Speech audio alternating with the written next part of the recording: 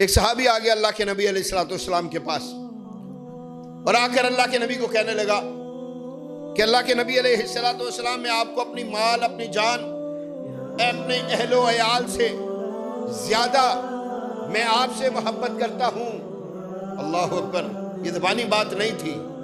اگر ان کے معمولات اگر آپ دیکھیں گے نا، معمولات دیکھیں گے، اہل صفہ کو دیکھ لیجئے، وہ لوگ جو اپنی تمام تر مصروفیات چھوڑ کر اور جو ہے وہ ترک کر کے اللہ کے نبی کے ساتھ جڑتے تھے، اللہ کے نبی کی خدمت میں ہوتے تھے اور مسلسل اللہ کے نبی علیہ السلام کے ایک ایک لمحے کے ساتھی ہوتے تھے اور قدم قدم پر اس بات کا خیال کر رہے ہوتے تھے کہ کہیں اللہ کے نبی علیہ السلام کی خدمت کا کوئی موقع میسر آئے اور وہ آگے بڑھ کر اللہ کے نبی علیہ السلام کی خدمت کا شرف حاصل کریں۔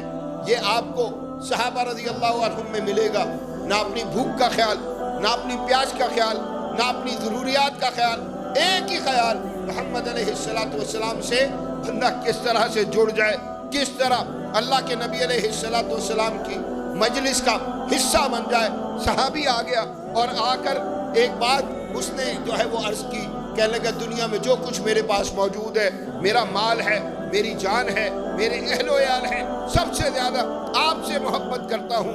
کہنے لگا کہ جب میں اپنے گھر میں ہوتا ہوں، اہل و عیال کے ساتھ ہوتا ہوں، تو مجھے شوق ہوتا ہے کہ میں آپ کی زیارت کروں۔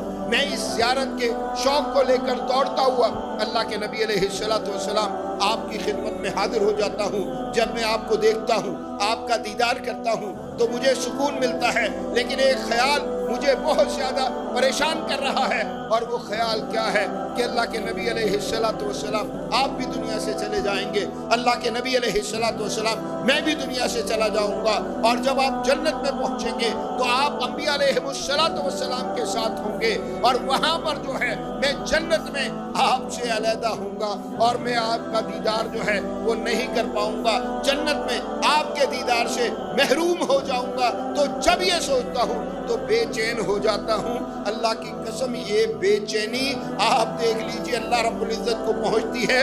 اللہ رب العزت قرآن کی آیت اتارتا ہے، وَمَن يُطِعِ اللَّهَ وَرَسُولَهُ فَأُولَٰئِكَ مَعَ الَّذِينَ أَنْعَمَ اللَّهُ عَلَيْهِم مِّنَ النَّبِيِّينَ وَالصِّدِّيقِينَ وَالشُّهَدَاءِ وَالصَّالِحِينَ۔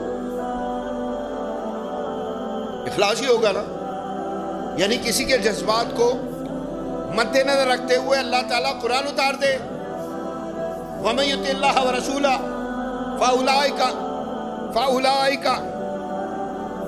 مَعَ الَّذِينَ أَنْعَمَ اللَّهُ عَلَيْهِم مِّنَ النَّبِيِّينَ وَالصِّدِّيقِينَ وَالشُّهَدَاءِ وَالصَّالِحِينَ وَحَسُنَ أُولَٰئِكَ رَفِيقًا۔ کیا فرما دیا اللہ رب العزت نے؟ کیا فرما دیا اللہ رب العزت نے؟ وہ جو اطاعت کرتا ہے اللہ رب العزت کی، یاد رکھ لیجئے محمد صلی اللہ علیہ وسلم سے محبت کا حق ادا کرنا کیا ہے؟ اللہ کے نبی کی اتباع کرنا، اللہ کے نبی علیہ السلام کی اتباع کرنا، اپنی زندگی میں اللہ کے نبی علیہ السلام کے دین کو داخل کرنا، اور ہر قدم پر اس بات کو ملحوظ خاطر رکھنا کہ اللہ کے نبی علیہ السلام کا اس معاملے میں جو ہے وہ طریقہ کار کیا تھا۔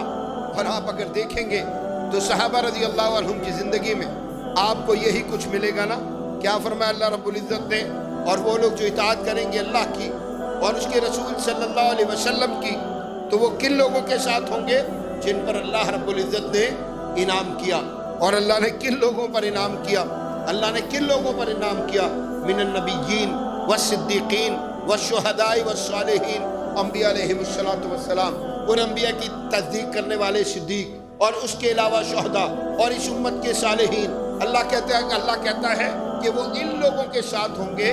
اس کا کیا مطلب ہے؟ کہ وہ جو بے چین ہو کر آیا تھا اور آ کر کہتا تھا دنیا میں دیکھتا ہوں، دنیا میں زیارت کرتا ہوں، سکون مل جاتا ہے، جنت میں جانے کا خیال آتا ہے، آپ ہوں گے، لیکن آپ اونچے درجے پر ہوں گے، انبیاء کے ساتھ ہوں گے، وہاں پر زیارت نہیں ہو سکے گی، دیدار نہیں ہو سکے گا، جنت میں آپ کو دیکھ نہیں پاؤں گا۔ یہ خیال مجھے بے چین کر دیتا ہے۔ اللہ اکبر! اس خیال کو لے کر یہ جو بے چینی تھی، اللہ نے قرآن اتار دیا۔ میرے بھائی،